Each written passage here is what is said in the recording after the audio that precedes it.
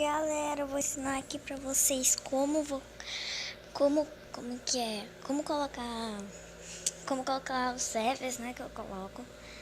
Eu vou mostrar pra vocês aqui agora.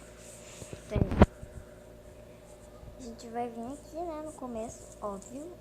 Vamos apertar em jogar, a gente vai em novo. Aí a gente vai nesse maisinho aqui em cima, tá vendo? Aí o nome você coloca um nome qualquer, né? Vou colocar qualquer merda aqui.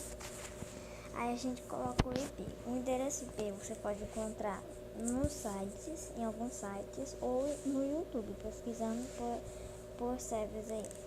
Aí você vai colocar aqui, vou colocar Survival Games. Coloca, peraí. sg.lbsg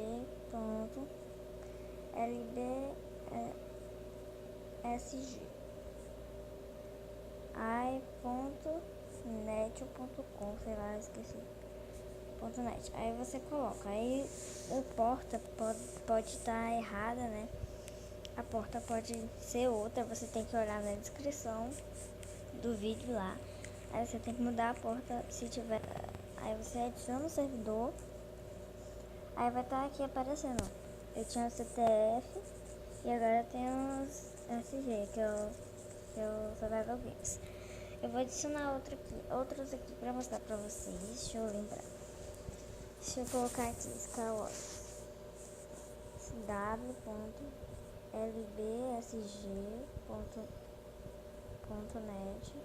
Não só tem essas daí da Lifeboat, não, galera, tem outros também aí, né? Pronto. Acho que eu coloquei alguma coisa. Ah, eu coloquei errado. É assim. Acho que é assim.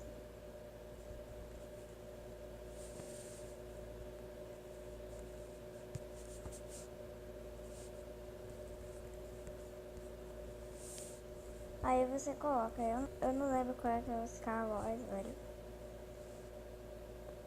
Eu não lembro mesmo não. Mas tem outros aí também. Deixa eu ver se eu...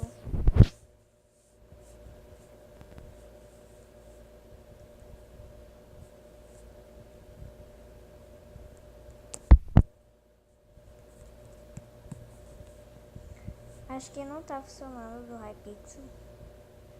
Eu não sei porque não tá mais funcionando do Hypixel. Eu tinha um Hypixel faz muito tempo. E travou.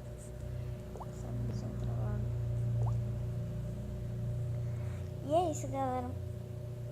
Um amigo meu aí, inscrito, ele pediu pra mostrar aí como que fazia. Aí eu tô mostrando aí, por causa que ele não sabia. Beleza? E pra outro também que não sabe, beleza?